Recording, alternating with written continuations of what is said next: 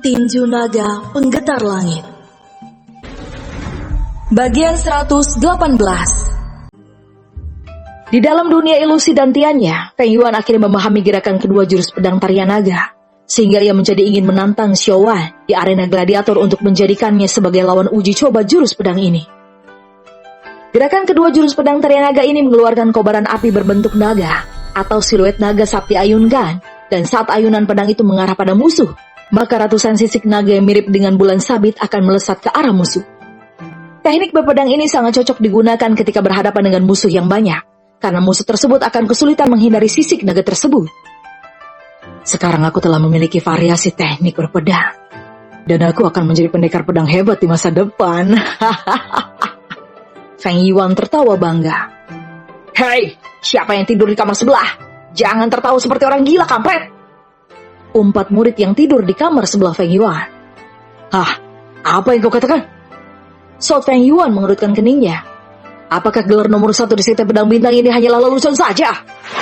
Feng Yuan langsung mengayunkan pedang matahari dan membelah asrama menjadi dua bagian. Bangunan 10 tingkat tersebut pun roboh ke dua sisi yang berbeda. Murid-murid pelataran dalam yang tidur di sana langsung menyelamatkan diri, dan beberapa yang masih terlelap dalam mimpi indahnya tertimbun bangunan asrama. Kurang ajar, siapa yang menghancurkan asrama ini? Apakah dia bosan hidup? Aku akan mematahkan kedua tangannya. Gerutu murid yang hanya mengenakan celana pendek dengan motif ayam jago. Murid-murid wanita terkejut melihat pemandangan yang menodai mata polos mereka. Feng Yuan bersiul sembari menoleh ke arah lain. Ia berpura-pura bukan dia yang menjadi penyebabnya. Namun murid yang menegur kebisingan yang dibuat Feng Yuan tersebut menunjukkan dirinya. Sehingga seluruh murid pelataran dalam menoleh ke arah Feng Yuan. Namun tak ada yang berani melampiaskan amarah padanya, karena mereka telah mengetahui kalau Feng Yuan telah menundukkan pendekar pedang iblis Bayun Fei. Tetapi tiba-tiba wanita cantik keluar dari kerumunan dan langsung menjewer telinga Feng Yuan. Pelan-pelan Senior Li, aku tak sengaja mendorong pedangku sehingga menghancurkan asrama ini, seru Feng Yuan. Tetapi Li Jiayu tidak peduli dengan alasannya dan segera membawanya ke aula penegak hukum. Feng Yuan didenda oleh aula penegak hukum sebesar 50.000 poin prestasi karena telah menghancurkan bangunan asrama pelataran dalam, sehingga membuatnya lesu karena setengah poin prestasinya hilang dengan sia-sia. Saat bingung mau melakukan apa setelah keluar dari aula penegak hukum sekte pedang bintang, tiba-tiba saja Feng Yuan teringat dengan hutan gelap yang akan ia tuju untuk melakukan perobosan kultivasi kerana Chaos Ancient Guard nanti. Kalau aku kembali ke benua Xingyun, maka aku harus membuat berbagai macam pil untuk pavilion teratai putih. Karena berkat informasi dari Nona Muda Suling lah kami berhasil kabur dari Shoujia, gumam Feng Yuan. Beliau juga membangun pavilion teratai putih di kota Husan, agar Clan Xiao tidak perlu pergi ke Keisaran Jingzi membeli sumber daya. Setelah memutuskan tujuan selanjutnya, Feng Yuan segera menuju pavilion Sengran untuk membeli sumber daya yang dibutuhkan untuk membuat pil. Di dalam cincin dimensi hasil jarahannya juga ada beberapa sumber daya, sehingga tak perlu membeli sumber daya dalam jumlah besar, dan ia berpikir lebih baik menukarkan poin prestasi itu dengan senjata roh kelas tinggi, agar pavilion teratai putih bisa melakukan lelang yang membuat pamor mereka makin naik. Sedangkan pil yang akan ia buat adalah pil roh serta pil penempaan tubuh yang merupakan pil yang paling laris di Kekaisaran Wei. Sementara untuk pil roh, ia hanya perlu membuat puluhan saja, karena para ahli bela diri di atas ranah alam utusan dewa hanya sedikit saja di sana. Bos Feng, sapa murid berbadan kekar dan tinggi, bahkan tinggi Feng Yuan hanya sampai ketiaknya saja saking tingginya. Feng Yuan berhenti melangkah saat hampir mencapai arai teleportasi menuju arena gladiator, dan menatap murid dengan tato Phoenix di tangannya itu, yang menandakan ia adalah anggota kelompok Phoenix. Ada apa, saudara? Feng Yuan tidak mengingat namanya, walaupun kemarin murid tersebut telah berkonsultasi padanya. Chen Yu, Bos Feng. Sela Chen Yu dengan senyum cerah. Aku hanya ingin bertanya, Anda ingin kemana? Katanya lagi. Feng Yuan langsung teringat dengan Kaisar Chen Fu yang hampir dibunuh oleh penatua Ling Tao, karena mereka memiliki nama keluarga yang sama. Aku berencana menuju pavilion Sengran untuk membeli beberapa sumber daya. Dan setelah itu akan merebut peringkat pertama arena gladiator dari Xiao Wan. Oh, apa? Chen Yu terkejut mendengarnya. Kalau begitu, aku akan mengajak anggota kelompok Phoenix mendukung Bos Feng dari bangku penonton. Chen Yu langsung berbalik badan hendak mengajak yang lainnya. Tidak perlu mengajak mereka. Setelah Feng Yuan. Kenapa Bos Feng? Karena aku sendiri masih ragu-ragu. Apakah menantangnya sekarang atau berlatih lebih giat lagi, agar kemungkinan menangnya lebih besar. Saul Feng Yuan berkilah. Padahal sebenarnya ia tak ingin mengganggu waktu latihan mereka hanya gara-gara menontonnya bertarung di arena gladiator. Chen Yu mengangguk pelan. Kalau begitu aku akan menemani Bos Feng ke Pavilion Sengren. Dia tak mau melepaskan kesempatan ini agar lebih dekat seperti yang dilakukan oleh Leng Luo. Feng Yuan terpaksa membolehkannya karena tidak memiliki alasan untuk menolak permintaan Chen Yu, dan keduanya pun memasuki area teleportasi. Apa kalian mendengar informasi kalau Zheng Jia, murid terkuat keempat di arena gladiator kristal, jiwanya di sekte naga surgawi telah hancur? Begitu juga dengan Bai Yunwei dan 9 murid lainnya yang berasal dari kelima sekte. Ini aneh sekali, karena waktunya bersamaan, padahal mereka menjalankan misi ke berbagai tempat berbeda. Kata murid yang berjalan di sebelah Feng Yuan. Iya benar sekali. Aula penegak hukum kelima sekte telah membentuk penyelidikan bersama atas insiden tersebut. Sahut yang lainnya. Feng Yuan terkejut mendengarnya, dan langsung menduga ini pasti ulah dari murid-murid klan Xiao, karena Bai Yunwei sempat menasehatinya agar berhati-hati terhadap Xiaowan. Berarti saat aku meninggalkan kota Chenglen ini nanti, maka aku akan menggunakan jalan memutar, serta tidak akan memberitahu pada siapapun kepergianku. Gumam Feng Yuan yang juga khawatir Xiao Jian malah muncul lagi ketika ia sedang melakukan penerobosan kultivasi nanti. Chen Yu, ayo, kita ke arena gladiator sekarang juga. Entah kenapa kakiku terasa gatal ingin menendang bokong Xiaowan. Canda Feng Yuan. Apakah Bos Feng sudah yakin akan mengalahkannya? Chen Yu terkejut mendengarnya, karena sebelumnya Feng Yuan tampak ragu-ragu. Namun setelah mendengar percakapan murid di sebelah mereka, ia malah berubah pikiran dengan cepat. Tentu saja, mumpung nyaliku sedang tinggi. Saut Feng Yuan dengan seringai tipis terpancar dari sudut bibirnya. Kalau ditunda-tunda, maka kesempatan ini tidak akan datang lagi. Karena saat itu, lupakan saja. Dia hampir mengatakan akan menerobos ke ranah Chaos Ancient Guard. Chen Yu tersenyum cerah, karena menjadi anggota kelompok Phoenix yang paling beruntung, sebab dirinya lah satu-satunya dari kelompok Phoenix yang akan menonton bosnya melawan murid terkuat di arena gladiator, dan mungkin akan menjadi saksi Feng Yuan mengambil alih tampuk kekuasaan murid-murid dari klan Xiao yang selama ini mendominasi kota Chenglan. Xiaowan sedang terlarut dalam meditasi mencari celah menuju ranah Chaos Ancient Guard, dan tiba-tiba mendapatkan pemberitahuan kalau Feng Yuan menantangnya di arena gladiator. Dia sudah menduga Feng Yuan akan melakukan hal ini, tetapi ia tak menyangka Feng Yuan tidak menantang peringkat 6, 5, 3, dan 2 lebih dulu. Bocah ini memiliki nyali besar juga. Gumamnya segera berhenti berkultivasi. Mungkin sudah saatnya aku menyingkirkan benih yang ditakutkan oleh leluhur. Xiaowan segera menuju arena gladiator tanpa memberitahu murid-murid dari klan Xiao lainnya, sehingga tak banyak yang mengetahui kalau Feng Yuan dan Xiaowan akan bertarung sesaat lagi. Feng Yuan duduk bersila di dalam arena pertarungan dan menutup kedua matanya. Ia memanfaatkan kesempatan ini untuk mencoba memahami gerakan ketiga jurus pedang tarian naga. Xiaowan datang!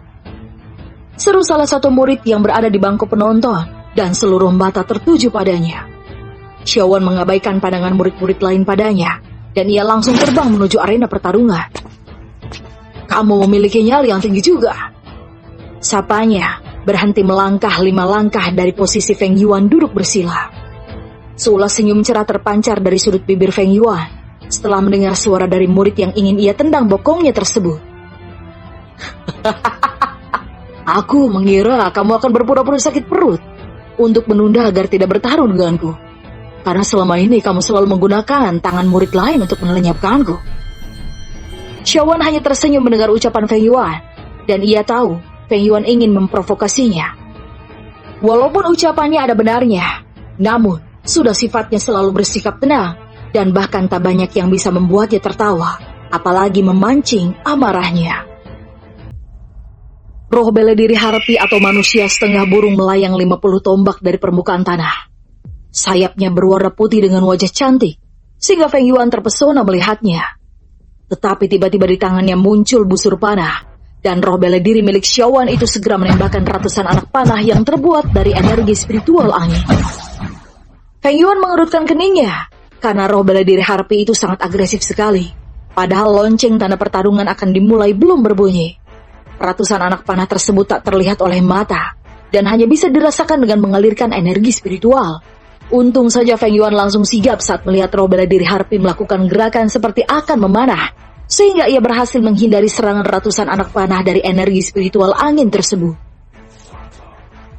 Yare, sikap orang dari klan Xiao tak pernah berubah ya. Kalian selalu melakukan serangan diam-diam untuk melenyapkan musuh kalian. Feng Yuan tertawa mengejeknya. Pasti kamu yang membunuh Bei Yunfei kan? Para penonton terkejut mendengar tuduhan yang dilontarkan Feng Yuan pada Xiaowan. Hei, jangan sembarangan menuduh orang melakukan kejahatan. Itu dinamakan dengan fitnah, kata murid yang mendukung Xiaowan dari bangku penonton. Betul. Apa kamu ingin kami adukan ke aula penegak hukum dengan pasal pencemaran nama baik? Sahut yang lainnya. Xiaowan tidak membantah atau menerima tuduhan Feng Yuan. Ia tetap tenang dan melambaikan tangannya agar lonceng tanda pertarungan segera dimulai. Xiaowan ini tak mudah untuk diprovokasi. Bahkan detak jantungnya tetap stabil walaupun aku menuduhnya membunuh Bei Yunfei. Gumam Feng Yuan, khawatir lawan yang memiliki sikap tenang begini biasanya sangat sulit untuk dihadapi. Roh bela diri Phoenix melayang 50 tombak di atas permukaan tanah, dan langsung terpesona melihat kecantikan roh bela diri harpi. Dia berkicau tak jelas, yang membuat Feng Yuan tampak sangat kesal. Hei ayam bodoh, hati-hati terhadap roh bela diri cantik itu, karena dia sangat berbahaya. Gerutu Feng Yuan segera menghunuskan pedang mataharinya. Roh bela diri Phoenix malah membantah tuduhan Feng Yuan, dan bila diterjemahkan dari bahasa siluman, maka artinya, mana mungkin wanita secantik dia akan bersikap kasar begitu? Walaupun seluruh Phoenix adalah wanita, tetapi aku jatuh cinta pada pandangan pertama. Untung saja Feng Yuan tidak mengerti apa yang ia katakan, sehingga tuannya itu tetap fokus menatap Xiaowan yang tampak menggerakkan tangannya. Segel berbentuk heksagram muncul di atas Xiaowan. Kemudian dari segel tersebut muncul ribuan tombak, pedang, dan anak panah. Ini terlihat mirip dengan gerakan keempat jurus pedang meteor yang mengeluarkan jutaan pedang saat digunakan. Xiaowan menggerakkan tangannya, kemudian ia berkata, "Mati!" Ribuan tombak, pedang, dan anak panah melesat ke arah Feng Yuan, sehingga Feng Yuan segera menggunakan niat pedang memblokir serangan tersebut. Namun tiba-tiba, dari arah belakang muncul anak panah dari roh bela diri harpi yang mengandung energi spiritual angin, yang langsung mengenai punggung Feng Yuan. Sakit sekali. Gerutu Feng Yuan segera mencabut anak panah tersebut. Bos Feng terluka. Chen Yu khawatir karena melihat darah melumuri punggung Feng Yuan. Sepertinya terlalu dini bagi Bos Feng melawan Xiaowan. Seharusnya ia menaklukkan murid peringkat ke-6 hingga kedua dulu, pikirnya sembari menghela nafas panjang. Roh bela diri Phoenix juga terkejut melihatnya, karena ia tidak menyadari kemunculan anak panah yang ditembakkan oleh roh bela diri harpi. Dia pun memaki-maki roh bela diri harpi dengan berbagai umpatan kasar, sehingga Feng Yuan mengerutkan keningnya. Bukannya ikut membantu mengalahkan musuh, ia malah berkicau tak jelas. Apakah pertarungan ini lomba kicauan burung?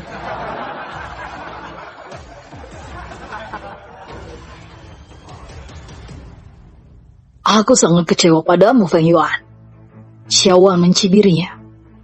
Padahal aku berharap kamu akan menunjukkan kekuatan yang hebat, yang dapat memaksaku menggunakan semua kekuatan tersembunyiku yang belum pernah kutunjukkan di arena gladiator ini. Namun hanya dengan teknik sederhana saja kamu malah terluka. Cih, mengecewakan sekali. Feng Yuan tersenyum mendengarnya. Aku akui Anda cukup hebat mampu melukai punggungku. Namun asal kamu tahu saja, aku sebenarnya sengaja membiarkan roh bela diri cantik yang lemah itu mengenai punggungku, agar roh bela diri Phoenix termotivasi menghancurkan roh bela diri harpimu itu. Kilah Feng Yuan. Roh bela diri Phoenix segera mengepakkan sayapnya, karena senang dipuji-puji oleh tuannya, dan ia segera melontarkan bola-bola api ke arah roh bela diri harpi. Namun tiba-tiba, muncul segel berbentuk lingkaran dengan pola-pola yang sangat rumit muncul di depan roh bela diri harpi. Ketika bola-bola api yang dilontarkan roh bela diri Phoenix menabrak segel aneh itu, tiba-tiba bola-bola api dari roh bela diri Phoenix malah memantul kembali ke arahnya, sehingga roh bela diri harpi tertawa terkekeh-kekeh seperti tawa manusia. Roh bela diri Phoenix sangat malu karena bola-bola api malah meledak di tubuhnya, membuat beberapa helai bulunya rontok. Dia sangat marah sekali.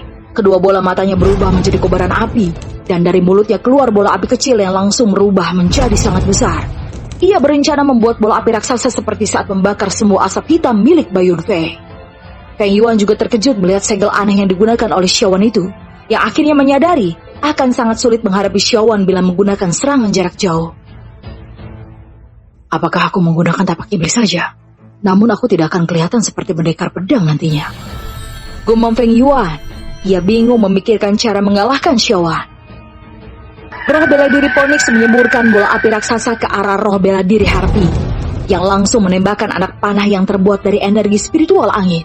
Xiaowan tidak menggunakan segel aneh yang dapat memantulkan serangan musuh itu lagi, karena ia yakin kali ini roh bela diri Harpy telah mampu menahan bola api raksasa tersebut. Anak panah yang ditembakkan oleh roh bela diri Harpy berubah menjadi badai tornado yang mendorong bola api raksasa kembali ke roh bela diri Phoenix, yang langsung berkicau sembari menatap Feng Yuan dengan tatapan panik. Tolong aku! Tolong! Tidak! Itulah yang dikatakan oleh roh bela diri Phoenix saat badai tornado hampir menghempaskannya. Namun tiba-tiba Feng Yuan mengembalikan roh bela diri Phoenix ke dalam dantiannya. Cih, dasar anak ayam bodoh. Gerutu Feng Yuan mengeluarkan roh bela diri Phoenix di belakangnya.